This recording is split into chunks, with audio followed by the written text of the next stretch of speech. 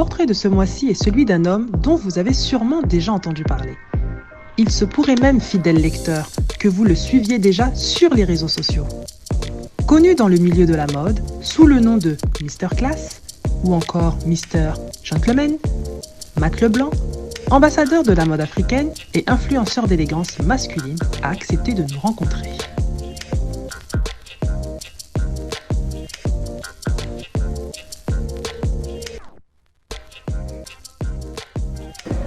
J'ai mon vidéaste qui m'appelle Matt Laclé, au fait. Il m'appelle Matt Laclé. Sébastien, je te fais un coucou au passage. Il m'appelle Matt Laclé.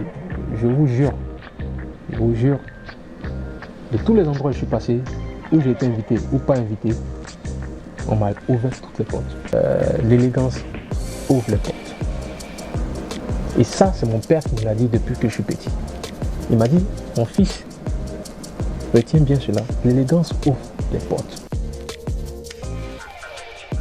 Déjà, Matt Leblanc en tant qu'auto-entrepreneur, je suis banquier, je travaille dans une banque. Et vu que je suis très passionné de mode et j'aime ce que je fais depuis très longtemps, je me suis permis aujourd'hui de créer mon petit bébé, que je l'appelle mon petit bébé parce que c'est ma marque. Et cette chaussure se vend tellement bien sur Paris.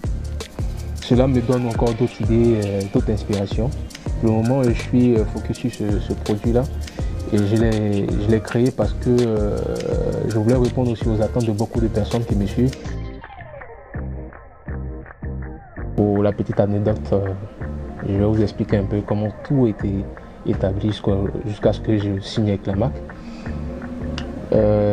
J'ai une amie à moi qui me suivait sur les réseaux sociaux, me contacte, elle me dit Matt, tu sais, je veux te présenter un conseiller en images.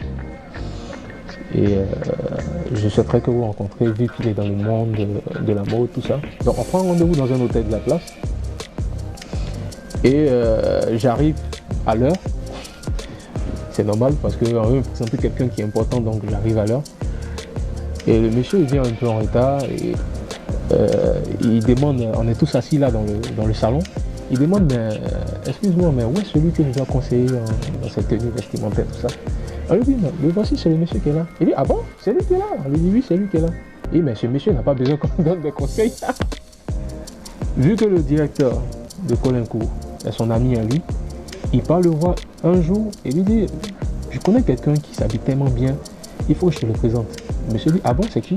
Il lui montre mes photos sur Instagram. Donc le monsieur il regarde mes photos sur Instagram et il dit, bon ok, il n'y a pas de souci, je vais en parler au PDG au fait. Et figurez-vous bien que le PDG était déjà mis avec moi sur Instagram. Le PDG me suivait depuis longtemps, il regardait ma progression et le monsieur il attendait juste le bon moment pour me proposer un contrat. Le PDG, ah bon, mais lui je le suis depuis très longtemps et franchement j'aime ce qu'il fait. Aucun problème, prenons un rendez-vous. Il était à Shanghai, donc il est venu, quand il est venu sur Paris, nous nous sommes rencontrés et nous avons signé le contrat ensemble. Voilà. Ouais, effectivement, je suis un habitué du Pitti Uomo, le plus grand salon de la mode masculine en Italie, à Florence. Et il est vraiment important pour quelqu'un qui aime la mode, quelqu'un qui se prétend être un gentleman, quelqu'un qui se prétend être un passionné de mode. Et d'y être parce que c'est l'endroit où tout le monde se retrouve et c'est là-bas et discuter tout ce qui est tendance au fait, tout ce que vous retrouvez aujourd'hui dans les différentes boutiques, tout ce qui est couleur, tout ce qui est tissu, tout ce qui est style. À Florence on retrouve tout ce genre de style là et important en fait pour tous ceux qui aiment la mode d'y être et c'est un impact très très positif. Qui sélectionne les questions en fait? Parce que le sartorial c'est quelqu'un qui respecte les codes, c'est quelqu'un qui raconte une histoire lorsqu'il est habillé. Il y a des familles qui existent depuis avant même la Deuxième Guerre mondiale qui travaillent beaucoup sur les coupes, sur la finesse au fait, autour des costumes. Il y a toute une histoire en fait, autour de la sartoriale. La sapologie, c'est vrai que la sapologie existe depuis longtemps, ça vient typiquement de l'Afrique. Je salue tous mes frères congolais au passage. Mais on ne peut pas comparer ce qui n'est pas comparable en fait. Voilà. Les sapologues, ils ont leur art à eux, qui respectent, qui poussent au fur et à mesure. On les voit souvent et je respecte ce qu'ils font. Mais de jour en jour, aujourd'hui, j'arrive à fédérer certaines personnes qui étaient sapologues, aujourd'hui qui sont convertis en gentlemen, en Mr. Class comme moi. Et ils ont trouvé que peut-être trop de couleurs aussi gâtent toutes les couleurs. Donc il faut savoir aussi avoir le juste milieu. Mais je les félicite parce que on est tous passés par là. Le projet prévu pour mon pays d'origine, et pas que pour mon pays d'origine, pour toute l'Afrique. Parce que je suis un Africain avant tout, avant de vivre ici en Europe.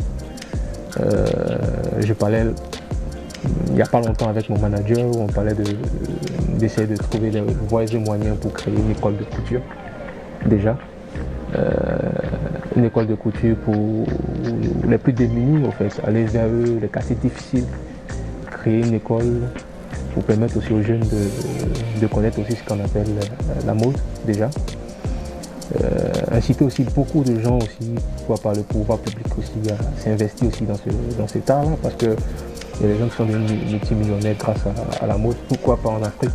Aujourd'hui, nous rencontrons que certaines personnes qui travaillent dans ce domaine-là qui évoluent parfaitement bien.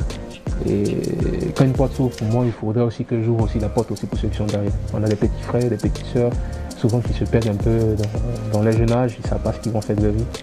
Et nous sommes aujourd'hui des icônes, et nous devons véhiculer des messages dans tout ce que nous faisons, et nous devons aussi inciter les jeunes aussi à s'intéresser à ce domaine-là. Je prévois aussi organiser un grand salon en Côte d'Ivoire, un grand salon où, par mes contacts aujourd'hui, créer un grand salon et inviter tous ceux qui sont des acteurs de la mode à venir aussi partager cela aussi avec ceux qui sont en Afrique. Et je prévois aussi rencontrer le pouvoir public déjà pour leur expliquer tous ces projets-là. Je remercie le magazine Provoque. Déjà, vous entendez, Provoque. Je remercie Mr. Marlon. C'est un gentleman. Je te remercie pour l'invitation. J'ai passé un agréable moment avec toi, avec toute ton équipe derrière. Et je vous remercie de m'avoir invité. Et force à Provoque.